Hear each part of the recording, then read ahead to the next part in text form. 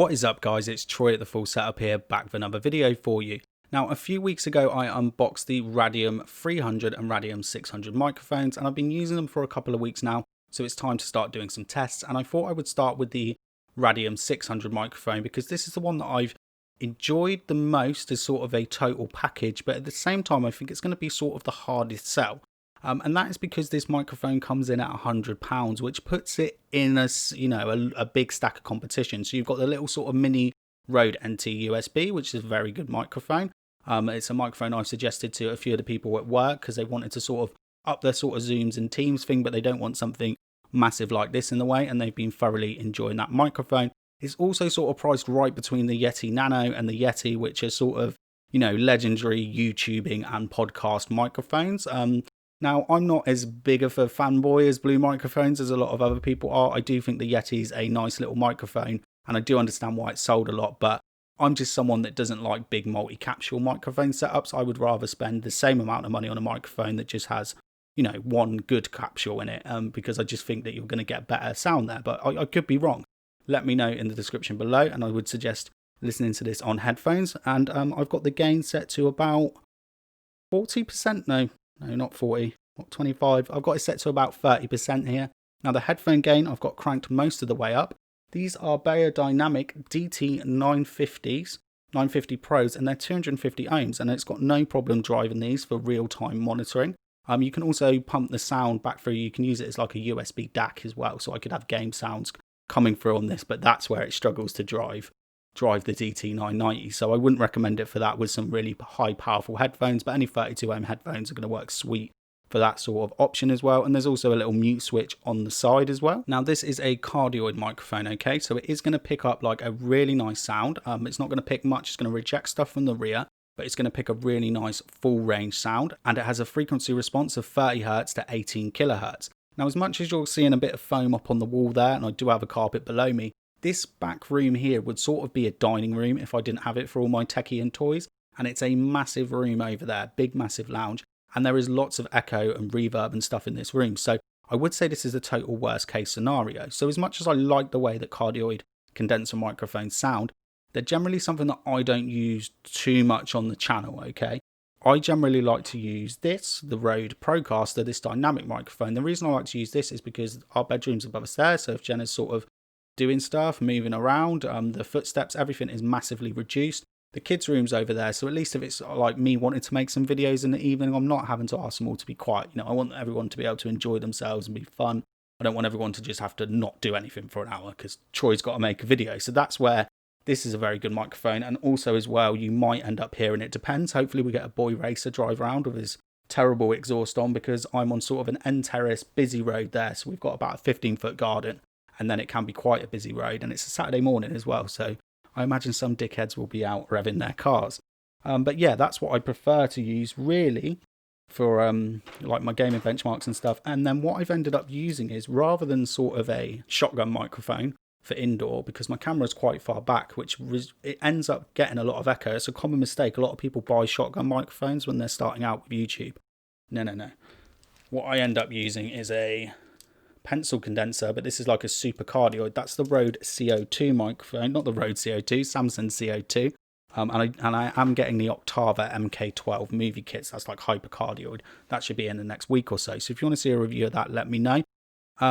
But yeah, I don't review microphones very often, which is why I'm sort of waffling, because I just want you to be able to hear, how this microphone sounds. I've got the included pop filters on. Really like that it comes with the foam pop filter, okay? I really like that it comes with the foam pop filter because I don't really like these too much in front of my face. And this is like what I use on the Rode. I just have the foam pop filter over the end, and I just find they move about quite often. This is actually staying in pretty well position, but my SE one, I've got a very nice SE pop filter, and I'll be doing a video and then you can just see it going down, down, down, down, down. I'm having to keep turning around, boys. I'm having to keep turning around because I grabbed the keyboard, right? And what I didn't realise is I paused the recording, so now the keyboard's unplugged. This is the second time I've had to shoot this bit of video, so it should not pick too much stuff up behind. So these are blues. These are like cheapest Ottoman blues behind the microphone, and these are blues sort of in front of the microphone, like where you would be if you were typing away and you had it on your desk. And you might be asking me now why I don't have it on the desk mount. You've seen all that B-roll at the beginning of the video, why I don't have it on this desk mount. I'm going to tell you a few reasons why I don't. Number one, this is just a visual standpoint. So sometimes when I do my newsy stories, when I'm just in a bit of a rush, I mount it behind this monitor here, but I've got loads of stuff. Down here is always just junk and crap, and it just wouldn't look good. This looks generally a lot better. How I'm sat now, how I'm on camera, it looks a lot better. So there's a look thing on it as well. Now, firstly, this thing, it just wiggles, all right? Just wiggles, especially when you've got the thing on it, the microphone on it. There's not a lot of play on it. And it's also going to pick up knocks and bangs as well. So if you're someone that bangs around, sort of bangs around on your desk quite a lot, it's going to pick up all of those shocks. And the way that this is designed, as much as I like this whole layout over the side where you've got the gain, the headphone jack, the mute switch, that means that you can't put it in a shock mount either. So it doesn't give you a lot of options here to stop sort of shocks. So I've just got it on a boom stand sat right in front of me. Now the Radium 300 does come with a proper boom arm and a proper shock mount because it's an XLR microphone, not a USB microphone. I don't know if I mentioned that. This is a USB microphone, 16-bit, 48 kilohertz. Other computers might be using a higher bit rate, but at £100 you're really not going to notice that added bit rate. It's a little bit more of a marketing thing than anything else. But yeah, there's no option for this, for sort of shock mounting it. And I would have liked to maybe seen them include it in the boom arm. The problem was it won't fit in the case, and we'll get to the case in a second. So it's not going to fit inside the case. But I would have liked them to see them do a boom option. Maybe even though I think that this is really the maximum price you'd pay for this microphone, I would be tempted at paying a little bit more if it came with something in the style of a Blue Compass, because we are starting to see some Chinese versions of the Blue Compass now at a cheaper price. But then at the same time, maybe it's good that this is included, because I am going to find lots of uses for this, and especially if you're a content creator, there's loads of things you can mount your camera on it and get a little bit closer, maybe for certain angles when you're trying to get B-roll. I can also mount video lights to it as well, so I can literally have a light sort of sat pointing at things, and I can put some of my RGB video lights and stuff on it as well. So it does have a lot of other uses, and the thing is, you're probably going to end up buying a nice boom arm anyway. If you start taking all of this stuff seriously, you're going to want a big arm that reaches over. Those sort of cheaper, newer ones are great when you're starting out, but yeah, you're not going to be using it long term. Okay, maybe some of you are, but I think you know what I mean. If you want to get the reach and you want all the sort of isolation and all those nice features and cable management hidden and all that stuff, you do need to spend out on mic boom arms, and they do end up costing almost as much as your microphone costs. Moving over to the case then, and this is probably actually where I should have started the video. This is the problem with having to shoot things for a second time. I'm not doing microphone reviews very often. When I got the case, I told myself not to get carried away when I saw the case, because I'm just this sort of little geeky nerd that loves anything in a flight case. Like, if you came up to me, right, and you said I got a potato, I'm like, all right, you weirdo, but I've got no interest. What interest have I got there? But if you whip down this and go, check out this potato. Not that I'm saying this microphone's a potato. It's in this flight case. You know what I mean? I'd be all over that. So I do like that everything that it comes in. If you're sort of taking this around, if you go and do podcasting over at friends and stuff like that, I would definitely recommend it. And I don't know if I might have said there as well. I like, when I look at microphones, especially if I was looking at a USB one, I just don't want to be looking at ones that have got loads of capsules in it. You need to ask yourself as well, this is the thing, right? You might say maybe like a figure of 8 pattern is nice because I occasionally do a podcast with your friends.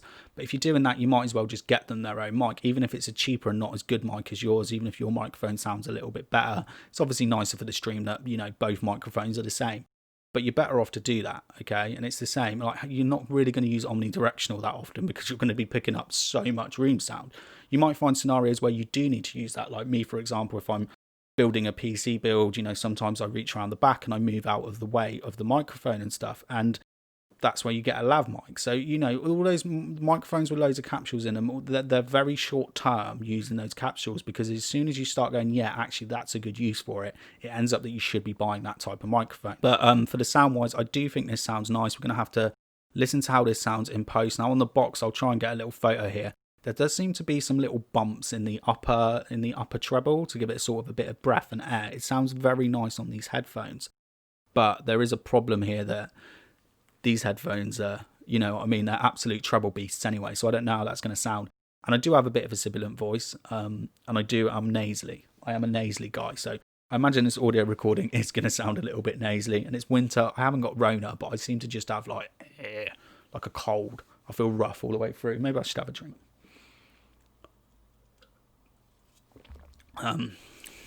We haven't done Should we do a... Okay, and now we're just going to do a super up close test for you. So you can sort of hear the, what's that called? The proximity effect, where you just sound filthy and seedy. And we're going to do some P's. Peter, Piter, Pepper, Pictor, Penis. Just up close sort of rejection. And we'll just move sort of a little way back. And that's me sort of talking into the side of the mic. That's me talking into the other side of the mic. So we switch around behind and see if you can see my bald spot. Don't think you're going to see it. But yeah, overall, yeah, this is... I don't know what to make of this because, you know, just because I've been sent it, but I'm not going to be saying loads of amazing things about it. So let's just go over to the pros and cons. I do like everything that it comes with in the package, okay? I do think the microphone sounds okay for the money. I do think, you know, it does come well packaged. It does look nice. I love all the included accessories. Everything is made nice, okay? My problem with it is that I just think it should be a little bit cheaper, okay? And the not being able to put it on any sort of, you know, shock mounting, that's a big con for me. Everything else I really like. I know it's got a lower bit rate than some others, but like I said, again, at this price point, you're not going to really notice it. I think the build quality is very nice on the microphone. I think everything that comes in it, the pop filters work well as well. I think the added foam pop filter is very useful. Again, you can buy these cheap. These are things that you can buy for a few pounds and add to your microphone. But I think if this is £80, I'd be like all day long, go out and buy this one. But at 100, I would definitely, you know, listen to the sound test that I've got today and listen to a few other ones and test it out. So yeah, it's a recommendation from me, but I would definitely consider other options. Anyway, that's it from me today. Like I said, I haven't really done microphone reviews very often, so we'll try and get them a bit more structured because we have got some other ones coming up as well. It does seem like quite a few people are sending me microphones at the moment. Let me know what you thought about it in the description. Let me know what you thought of that beginning B-roll segment. Was it a little bit too long? Should I just sort of not do it and go straight into the video? Interested, just trying to, you know, try out some new things going into a new year and want to, you know, try out some new stuff. Anyway, make sure you subscribe and I'll be back real soon.